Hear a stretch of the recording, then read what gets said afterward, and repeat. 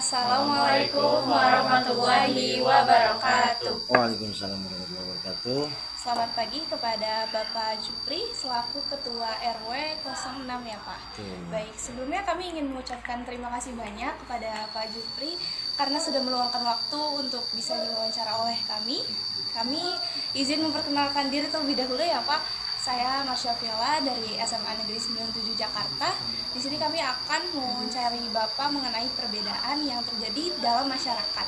Di samping saya ada rekan saya Bunga Lestari, Saya Rizkia, saya Lutfia, saya Kurniawan Ramadan. Baik, kita langsung aja ke topiknya ya Pak. Siap. Oke, jadi perbedaan di Indonesia itu kan ada banyak sekali ya Pak. Dimulai dari masyarakat yang memiliki banyak sekali agama, suku, budaya, ras. Nah, namun perbedaan itu bukan menjadi satu kesatuan yang indah. Terkadang perbedaan itu malah menjadikan suatu konflik dalam masyarakat. Tapi di sini kita ingin tahu dulu, menurut Bapak Jupri itu bagaimana sih arti perbedaan yang sebenarnya gitu. Baik, sebelumnya saya ucapkan terima kasih kepada adik-adik semua bisa berkunjung ke kediaman kami. Ya, alhamdulillah pagi hari ini kita masih diberikan nikmat sehat, nikmat iman, nikmat panjang umur sehingga bisa masih tetap beraktivitas di pagi hari ini. Nah, terkait masalah perbedaan agama ya, perbedaan agama yang ada di lingkungan khususnya di RW 06 ini. Di RW 06 ini memang mayoritas di lingkungan kita ini di RW 06 adalah muslim. Ya, muslim. Tetapi kita juga tidak menutup kemungkinan bahwa banyak juga yang dari non muslim yang tinggal di sini. Namanya kita tinggal di satu negara yaitu Indonesia, walaupun berbeda-beda tetapi satu jua. Itu makanya kita saling menghargai dan menghormati baik itu muslim dan juga non muslim. Itu intinya, kita saling menghargai. Itu kenapa saya bilang kita harus saling menghargai biar tidak ada perpecahan antar agama. Seperti itu. Jadi kita hidup di Indonesia ini ya memang harus saling menghargai dan juga menghormati. Kalau kita nggak saling menghargai dan juga nggak saling menghormati, maka itu akan timbul perpecahan, perpecahan antar agama, perpecahan antar suku.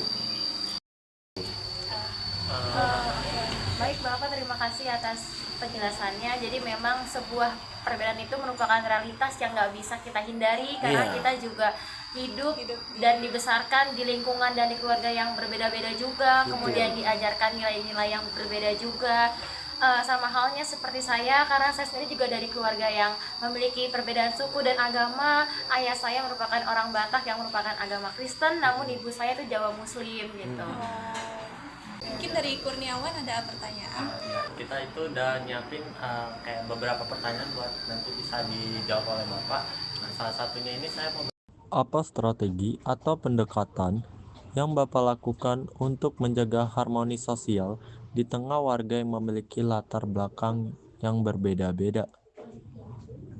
Ini berbeda agama atau berbeda suku?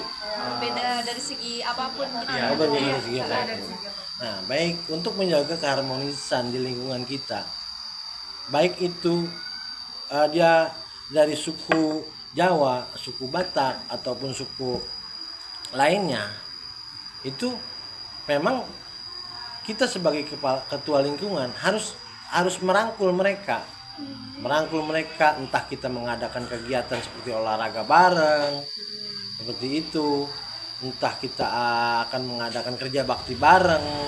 Jadi untuk menimbulkan kebersamaan, kita harus sering kita kolaborasi bersama RT. Kan di sini ada 13 RT. Di sini ada 13 RT. Nah, saya tuh menekankan kepada RT-RT yang ada di wilayah RW 06 ini untuk selalu hadir di berbagai macam kegiatan. Baik itu kematian, ayo bareng-bareng kita selawat bareng, ya kan? Lawatan bareng. Terus ada kerja bakti apapun, ayo kita undang semua. Baik itu dari kegiatan ibu-ibunya maupun bapak-bapaknya. Saya selalu menekankan kepada para ketua RT dan juga ibu-ibu RT untuk senantiasa membawa kader-kadernya untuk bisa duduk bareng atau ikut kerja bareng di situ. Karena intinya apa? Karena kita nggak sering ketemu, maka nggak bakal kenal. Oh iya Gitu. Betul. Kan ada pepatah mengatakan tak kenal maka tak sayang. Seperti itu. Terima kasih banyak Bapak atas jawabannya. Kita jadi tahu nih ternyata di RW 6 itu ada banyak sekali kegiatan yang dilakukan. Banyak. Dan ada 13 RT 13 juga. RT. Oh, 13 RT dalam satu RW itu banyak banget sih untuk mempersatukannya. Menurut kami semua Bapak itu sangat-sangat hebat karena bisa menyatukan semua warga yang ada di Alhamdulillah. dalam satu RT. Kita tepuk tangan dulu untuk Bapak Supri. Bunga, apakah ada pertanyaan? Ada Pak, ini Mohon menurut maaf ya Bapak. Menurut Bapak, apakah warga sudah benar-benar menerima perbedaan atau sekedar bersikap toleransi tanpa saling memahami? Maksudnya agama atau suku? dalam hal apapun itu Pak, baik dari agama. Oh, baik dari agama. Kalau dari segi ekonomi juga kan beragam juga nih ya Betul, masyarakatnya. betul. Sikap Bapak tuh bagaimana gitu? Sikap saya terhadap masyarakat itu, ya baik itu kalangan menengah kecil maupun kalangan menengah atas, saya nggak ada yang saya beda-bedain. Oh iya. Seperti itu. Bahkan kalau untuk yang kalangan menengah kecil itu yang harus benar-benar kita pikirkan. Supaya apa? Supaya mereka bisa maju nih, berkembang. Entah dia mau usaha apa, nanti kita bisa siapkan nih lahan untuk tempat dia usaha, seperti itu. Dan juga kita bisa carikan donatur. Bahkan di sini kita ada namanya Yayasan Al-Kahfi ya. Yayasan Al-Kahfi yang memang dia selalu koordinasi kepada ketua RW bahwa dia menyediakan sarana les atau sarana belajar yang memang gratis bagi anak-anak yang nggak mampu dan masih mau belajar. Seperti itu. Keren banget ya. Itu kalau boleh tahu ya Pak, saya izin bertanya, ketika terjadi kegiatan-kegiatan itu untuk dari beberapa RT itu kumpul dalam satu kegiatan, itu kira-kira apakah warga-warga itu saling berbaur, saling senang, atau pernah ada konflik gitu ketika dalam satu perkumpulan, atau pure hanya senang-senang mereka gitu? Nah,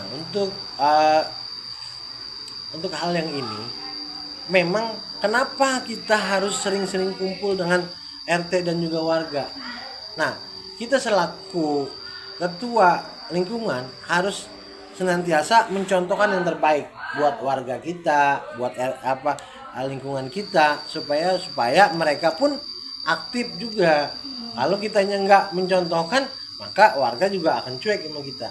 Nah, karena itu seperti halnya kerja bakti kemarin, kita pembersihan kali Krukut. Di situ memang kita harus turun. Sementara ada dari pihak kecamatan, pihak kelurahan, pihak lingkungan, RT, warga, dan juga dari pihak dinas-dinas terkait. Mereka nggak tahu medan. Kita selaku kepala lingkungan harus tahu dulu medannya seperti apa. Kita harus paham. Jangan kita ngajak orang kita nggak paham di lingkungannya. Nanti bisa membahayakan orang lain, seperti itu. Makanya karena saya berani ngajak orang karena saya udah paham medan tersebut. Makanya saya duluan yang turun ke sungai itu kan. Saya turun, nah baru mereka turun. Kita jangan nyuruh orang turun, kita nggak tahu medan di situ, seperti itu. Ya, jadi Bapak juga mencoba memahami dari warga ya Pak? Betul. Oke, itu adalah sikap yang saling merangkul dalam masyarakat kita yang beragam sekali ini ya Pak. Dan sehingga ketika ada kegiatan seperti itu, maka terjalinlah suatu harmoni sosial. Betul. Karena adanya keselarasan dari segi lingkungan, dari segi sikap para warga maupun masyarakat semuanya. Kira-kira ada pertanyaan tambahan? Dan ini terakhir dari saya, Apa pesan Bapak kepada generasi muda di lingkungan ini agar bisa ikut menjaga kerukunan dan menghargai perbedaan? Baik, pesan saya untuk generasi muda yang sekarang ini, satu, jangan gengsi. Jangan gengsi. Kegedean gengsi. Nah, karena apa? Karena kalau udah jatuh di gengsi itu nggak bakal kelar, nggak bakal maju. Saya orang Betawi, ibaratnya.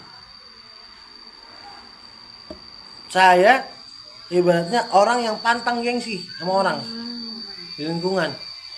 Saya nggak pernah menjabat sebagai RT, nggak pernah menjabat sebagai RW ataupun pengurus. Tapi saya pede aja. Oh iya. Pede aja nyalon RW. Iya. Alhamdulillah berkat kepedean kita dan support dukungan dari teman-teman, dari tokoh-tokoh, akhirnya saya kepilih menjadi RW. Dan juga pesan saya lagi, jangan pernah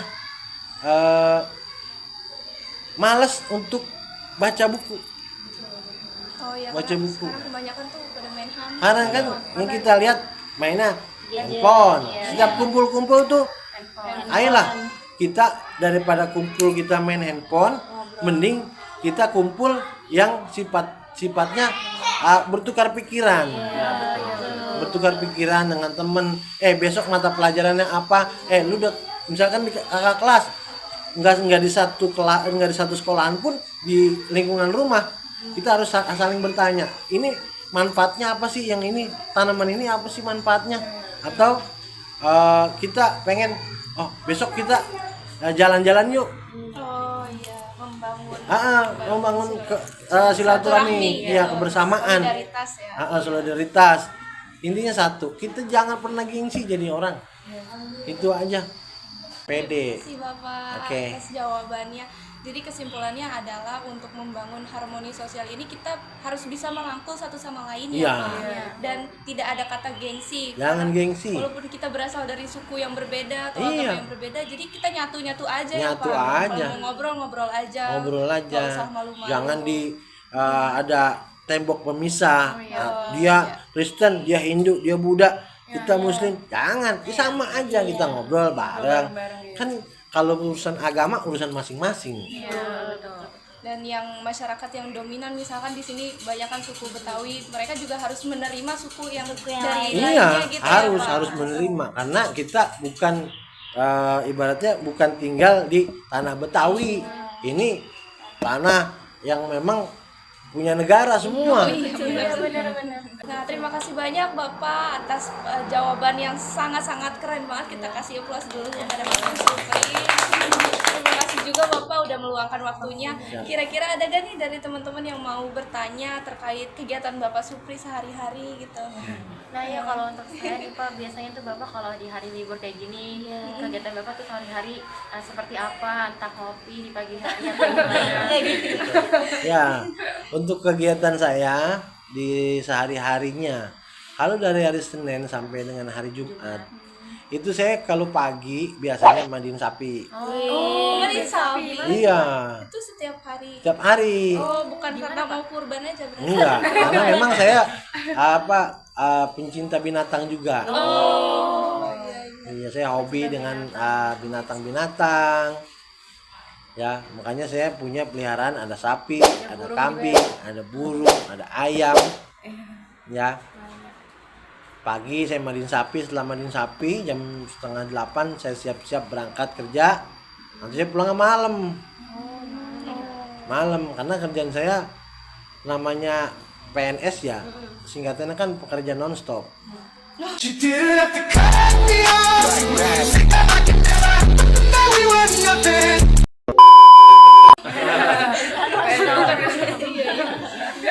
Iya, pekerja nonstop. Jadi kita nggak ada batasan sampai jam berapa. Bahkan bisa sampai jam 2, kadang jam 12, besok pagi begitu lagi.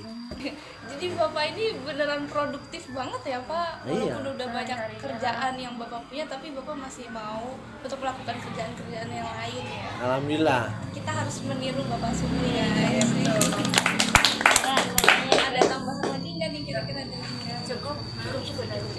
Baiklah, alhamdulillah sudah cukup Bapak wawancara kita pada hari ini yang sangat mengesankan kepada Bapak Supri, karena dari jawaban-jawaban yang telah Bapak Supri berikan kepada kami itu benar-benar jadi pelajaran dan kita jadi tahu banyak juga nih tentang RW yang Bapak Supri mumpuni gitu. Ternyata ada banyak sekali kegiatan dan anak muda tuh masih ada yang mau, namun masih ada juga yang malu-malu gitu ya Pak. Ya, terima kasih banyak Bapak atas jawabannya. Sama-sama. Terima kasih atas peluangan waktunya. Kami dari SMA Negeri 97 Jakarta pamit untuk undur diri. Wassalamualaikum warahmatullahi wabarakatuh. Waalaikumsalam warahmatullahi wabarakatuh.